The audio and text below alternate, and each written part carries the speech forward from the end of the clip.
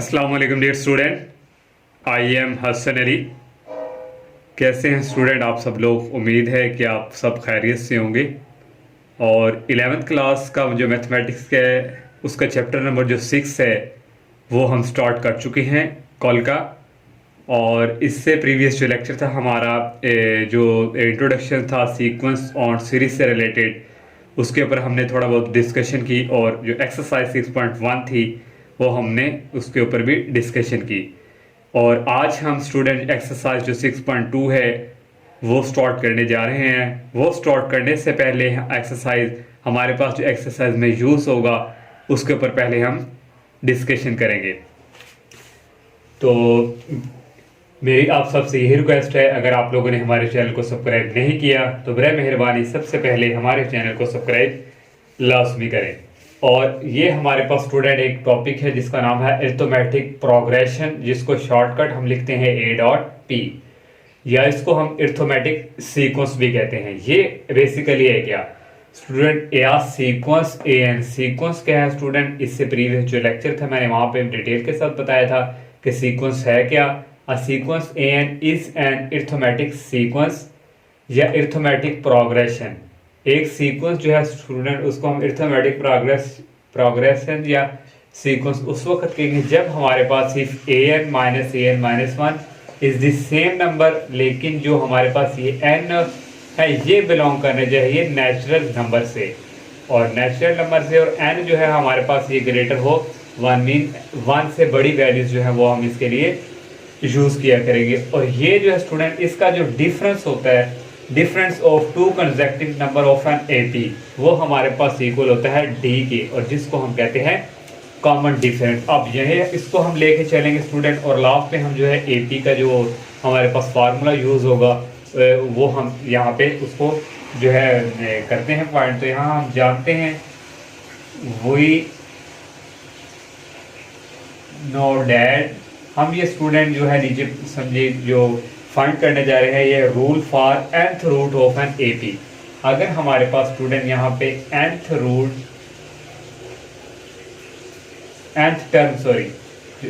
Term of AP दिया हो तो उसके लिए हम फार्मूला कौन सा यूज करेंगे, कौन सा हमारे पास यूज होगा, वो हम यहाँ फाइंड करने जा रहे हैं। तो हम स्टूडेंट जानते हैं कि हमारे पास जो मैंने अभी बताया कि इसका जो डिफरेंस होता है उसको हम कहते हैं कॉमन डिफरेंस, और वो स्टूडेंट इज इक्वल होता है D के।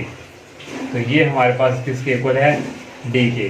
तो उसमें हमें स्टूडेंट कह दिया है कि n की जो वैल्यूज हैं वो नेचुरल नंबर से आप लेंगे लेकिन 1 से ग्रेटर हो। तो यहाँ स्टूडेंट हम पुट करवा देंगे, यहाँ लिख देते हैं पुटिंग n इक्वल टू 3 और यहाँ पे स्टूडेंट 4, और इस तरह स्टूडेंट ये चलती जाएंगे। पहले स्टूडेंट हम यहाँ n की वैल्यू 2 पुट करेंगे और यहाँ माइनस आ गया स्टूडेंट, और ये आ गया A।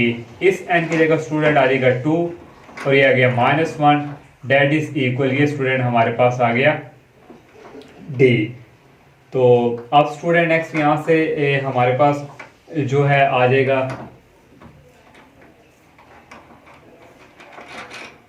तो यहाँ से स्टूडेंट अगर हम एक और स्टेप इसका मजीद सॉल्व कर लें तो ये स्टूडेंट आ जाएगा AN इक्वल, ये माइनस उस तरफ जाकर क्या हो जाएगा प्लस में चेंज AN-1 और ये प्लस D, और इसको इक्वेशन नंबर 1 का नाम, और ये सारी वैल्यू इस इक्वेशन 1 में पुट करेंगे। पहले n इक्वल टू 2 पुट करेंगे स्टूडेंट, यहाँ पे आ जाएगा n इक्वल टू और इक्वल स्टूडेंट आ गया A, और n की जगह स्टूडेंट आ जाएगा 2 - 1 प्लस D, और इक्वल स्टूडेंट 2 में से 1 ये स्टूडेंट आ गया 1 और ये आ गया प्लस हमारे पास आ गया D।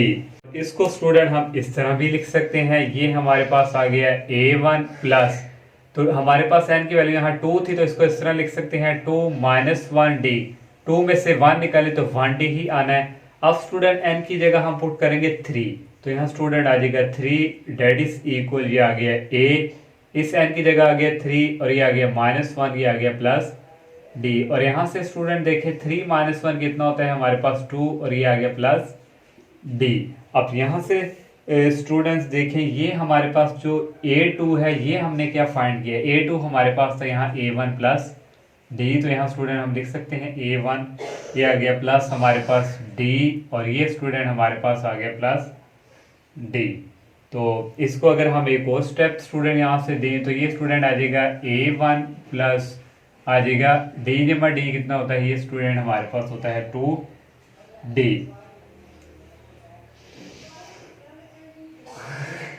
तो इसको अगर हम एक और स्टेप दे दें तो ये आ जाएगा A1 प्लस ये 2 को हम इस तरह लिख सकते हैं 3 - 1, और डी नीचे जाके आपको इसका बताएंगे हम ऐसा क्यों लिख रहे हैं। यहाँ तक भी वैसे ठीक है, लेकिन आपके लिए एक और स्टेप कर रहे हैं कि नीचे जब हम फार्मूला जो है लास्ट से जब हमारा फाइंड होगा तो वहाँ से आपको ठीक तरह से समझ आ जाएगी। ये क्योंकि यहाँ 3 था तो इसलिए 3 - 1 करें तो ये हमारे पास 2 आता है।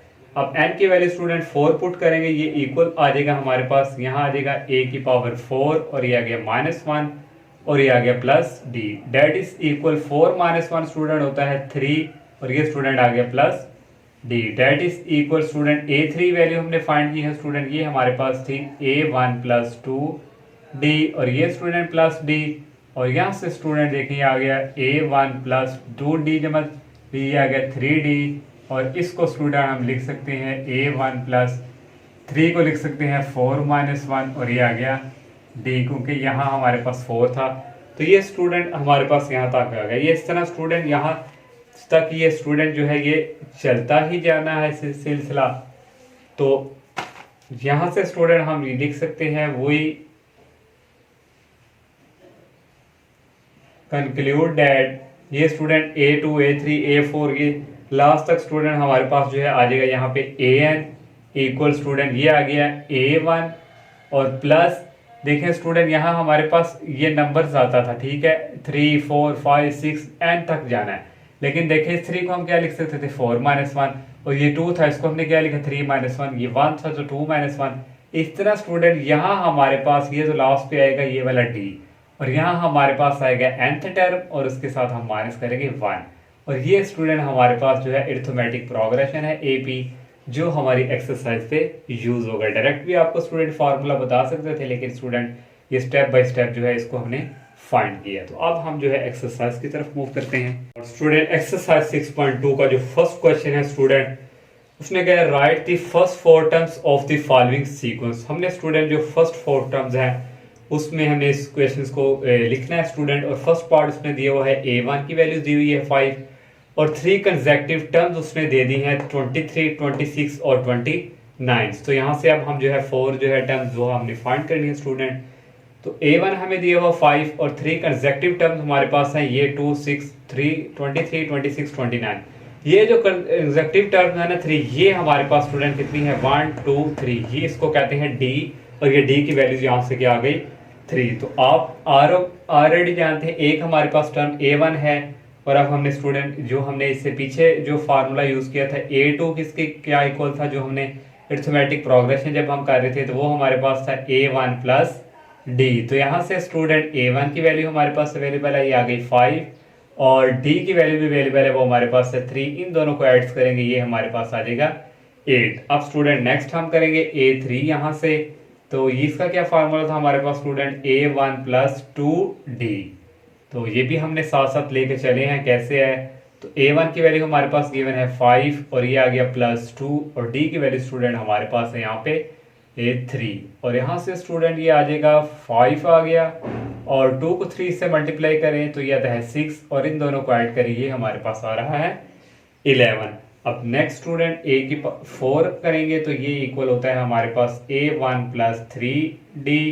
तो यहाँ से स्टूडेंट देखें A1 की वैल्यू है 5 और ये आ गया नेक्स्ट 3 ये वाला, और D की वैल्यू हमारे पास है 3 और यहाँ से स्टूडेंट ये आ जाएगा 5 और ये आ गया प्लस 3 3 का होता है 9, और इन दोनों को स्टूडेंट ऐड करेंगे तो ये हमारे पास आ जाएगा 14। और यहाँ से स्टूडेंट हमारे पास जो फर्स्ट 4 टर्म है वो आ गई। फर्स्ट 4 टर्म्स पहली हमारे पास स्टूडेंट 5 और सेकंड हमने निकाली है स्टूडेंट 8 और ये थर्ड ये आ गई 11 और ये हमारे पास 14। तो ये हमने स्टूडेंट जो है इस 4 टर्म्स में इसको लिख लिया। अब नेक्स्ट पार्ट स्टूडेंट करते हैं। और सेकंड पार्ट स्टूडेंट है A5 equal 17 and A9 equal 37। तो स्टूडेंट अभी हमने जो फर्स्ट पार्ट भी किया और इससे पहले अरिथमेटिक प्रोग्रेशन किया, जब हम स्टेप बाय स्टेप इसको सॉल्व कर रहे थे, तो ये 5 है। तो इसको हम क्या लिख सकते हैं स्टूडेंट, A5 को हम लिख सकते हैं स्टूडेंट जो हमारे पास था A1 प्लस 4D। जैसे हमने स्टूडेंट ए जो हमारे पास A2 था उसको हमने लिखा था A1 प्लस D, क्योंकि यहाँ 1 था। तो यहाँ स्टूडेंट देखें 5 है तो A1 प्लस 4D, इस 5 को हम लिख सकते हैं। तो A5 की जगह स्टूडेंट आ गया A1 प्लस 4D और इक्वल स्टूडेंट आ गया हमारे पास ये 17, इसको क्वेश्चन नंबर 1 का नाम। और ये A9 है स्टूडेंट, इसको हम क्या लिख सकते हैं A1 प्लस 8D। तो यहाँ से स्टूडेंट ये इक्वल आ गया 37 और इसको क्वेश्चन नंबर 2 का नाम। अब इन दोनों को सब्ट्रैक्ट करवाएंगे स्टूडेंट, तो यहाँ लिख देंगे 2 माइनस 1। तो 2 हमारे पास स्टूडेंट है A1 plus 8D, date is equal ये है 37 और 1 है स्टूडेंट A1 प्लस 4D और डेट इज इक्वल 17। तो इनको क्या करना है स्टूडेंट माइनस, तो ये कैंसिल हो जाएंगे। 8 में से 4 निकालें तो ये स्टूडेंट आ जाएगा 4D और ये हमारे पास स्टूडेंट है 37 में से 17 निकालेंगे तो ये स्टूडेंट हमारे पास आ जाएगा यहाँ पे 20 और यहाँ से स्टूडेंट जो D की वैल्यू है ये आ जाएगी 20 और ये 4 इस तरफ जाके क्या आ जाएगा डिवाइड, और इसको कटिंग करेंगे तो ये आ जाएगा 4 5 का 20 होता है और यहाँ से D की वैल्यू हमारे पास आ गई 5। अब ये स्टूडेंट जो D की वैल्यू स्टूडेंट हमारे पास आई है D इक्वल 5, इसको 1 में पुट कर देंगे 2 में पुट कर देंगे। यहाँ से अब हम जो है वो फर्स्ट 4 टर्म जो है वो फाइंड करेंगे, इन 1 में कर देते हैं। तो 1 हमारे पास स्टूडेंट ये A1 आ गया प्लस 4 और स्टूडेंट जो D की वैल्यू है यहाँ से हमारे पास, तो ये सारा D की वैल्यू हमारे पास है 5 और इक्वल है स्टूडेंट यहाँ से 17। ये आ गया A1 प्लस 4 को 5 से मल्टीप्लाई किया आ गया 20, डेट इज इक्वल 17 और यहाँ से स्टूडेंट देखिए आ गया A1 इक्वल, ये 20 को उस तरफ मूव करवाएंगे आ जाएगा माइनस में चेंज और यहाँ से स्टूडेंट A1 की वैल्यू आ जाएगी 17 में से 20 निकालने आ गया -3। यहाँ से स्टूडेंट हमारे पास A1 आ गया। अब हमने A2 लेके चलना है, तो A2 क्या होता है फॉर्मूला स्टूडेंट, यहाँ से आ जाएगा A1 प्लस D। तो A1 की वैल्यू हमने ऑलरेडी फाइंड की है -3 और D की वैल्यू हमारे पास है यहाँ पे 5। तो 5 में से 3 निकालेंगे स्टूडेंट आ जाएगा 2। अब नेक्स्ट एक A3 भी हम करेंगे यहाँ से, तो A3 इक्वल होता है A1 प्लस 2D। तो यहाँ से स्टूडेंट देखें A1 की वैल्यू हमने जो है फाइंड की थी वो है हमारे पास -3 और ये आ गया +2 और D की वैल्यू स्टूडेंट हमारे पास थी यहाँ पे 5 और यहाँ से स्टूडेंट देखें इक्वल आ जाएगा -3 और +2 को 5 से करेंगे आ जाएगा 10 और यहाँ से स्टूडेंट A3 की जो वैल्यू है वो इक्वल आ जाएगी 10 में से 3 निकालने आ जाएगा 7। अब नेक्स्ट स्टूडेंट यहाँ पे हम देखें अब A4 भी हमें चाहिए, तो यहाँ से आ जाएगा A4 डेट इज इक्वल, इसका होता है A1 प्लस 3D। तो यहाँ से इक्वल आ गया A1 की वैल्यू है -3 प्लस 3 और D की वैल्यू है 5। तो यहाँ से स्टूडेंट देखें -3 प्लस 3 को 5 से करेंगे आ जाएगा 15 और 15 में से स्टूडेंट 3 निकालेंगे आ जाएगा 12 और यहाँ से स्टूडेंट हमारे पास जो फर्स्ट 4 टर्म्स हैं वो आ गई फर्स्ट 4 टर्म्स। तो पहली स्टूडेंट हमने जो है वो फाइंड की थी वो हमारे पास A1 की वैल्यू क्या आई थी -3 और सेकंड स्टूडेंट हमारे पास आई थी 2 और थर्ड स्टूडेंट हमारे पास 7 और लास्ट हमारे पास 12। तो ये स्टूडेंट हमारे पास फर्स्ट 4 टर्म में जो हमने फाइंड किया। स्टूडेंट थर्ड पार्ट है 3A7 date is equal 7A4 और एंड स्टूडेंट उसने हमें दे दिया है A की पावर A10 और इक्वल 13 और यहाँ से स्टूडेंट ये 3 ऐसे ही आ गया। अब A7 इसको हमने क्या लिखना है याद करें, ये इसको हम लिख सकते हैं A1 प्लस 6 और D और डेट इज इक्वल स्टूडेंट ये आ गया 7 और A4 है, इसको हम स्टूडेंट लिख सकते हैं A1 प्लस 3D।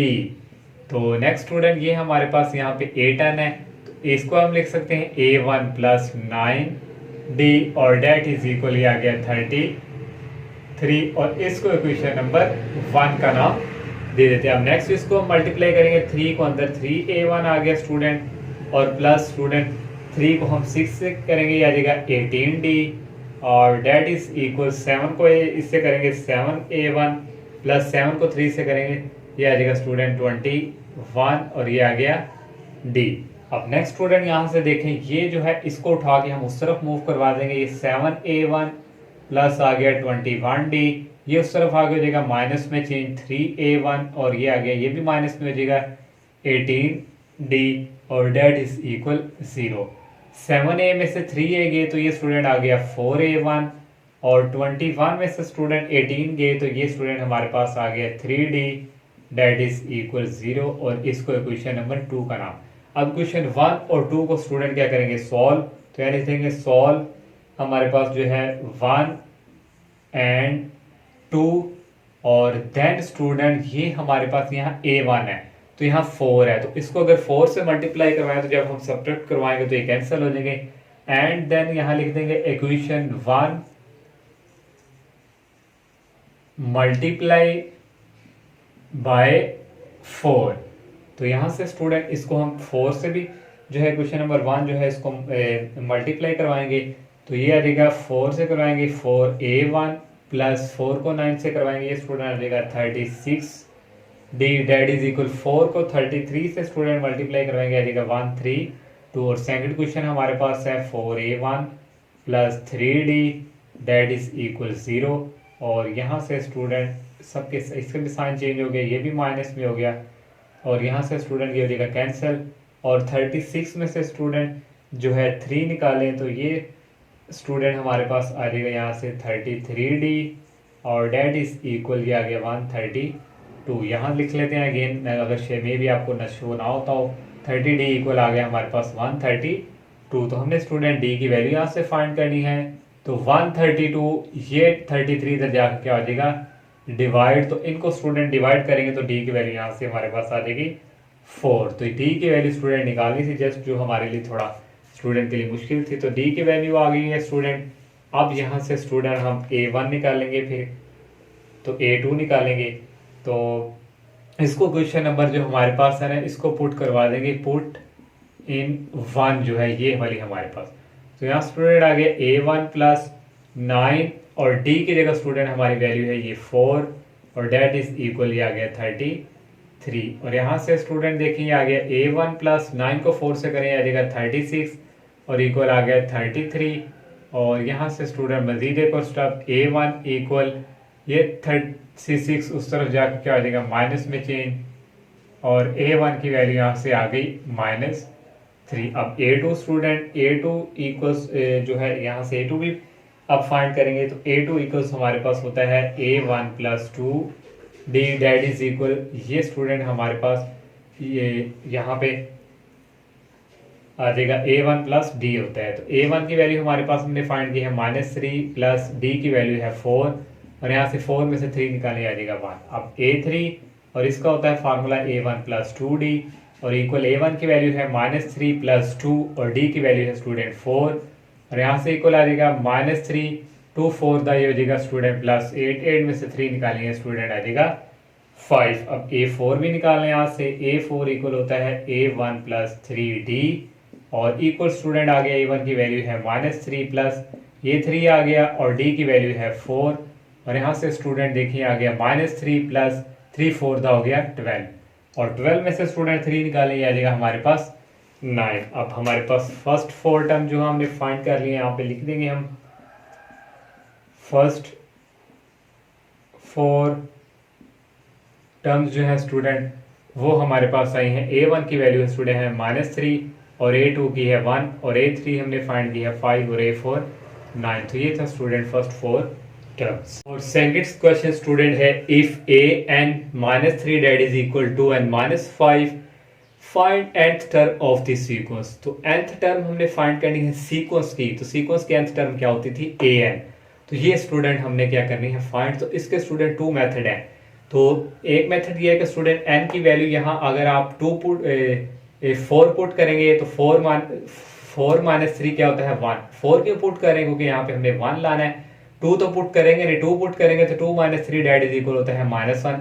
इस तरह स्टूडेंट वैल्यूज पुट करते जाएंगे 3 4, तो लास्ट पे स्टूडेंट आप nth टर्म तक पहुंच जाएंगे तो वहां से आपका आंसर आ जाएगा। लेकिन एक जो है थोड़ा सा शॉर्टकट जो मेथड है, ये हमारे पास जो n है स्टूडेंट इसको हम रिप्लेस करवा देते हैं replace n bye n+3। n+3 से स्टूडेंट इसको हम क्या करवा देंगे रिप्लेस।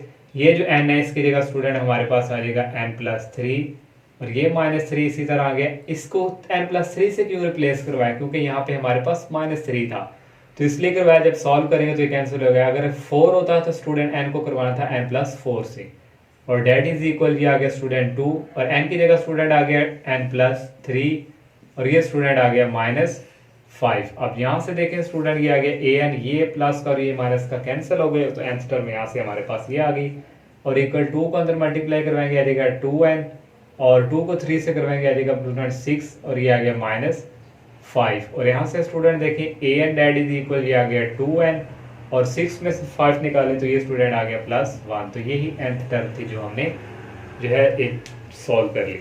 थर्ड क्वेश्चन है स्टूडेंट, उसमें क्या हुआ if the 5th term of an AP arithmetic progression कहते हैं इज क्या है 16।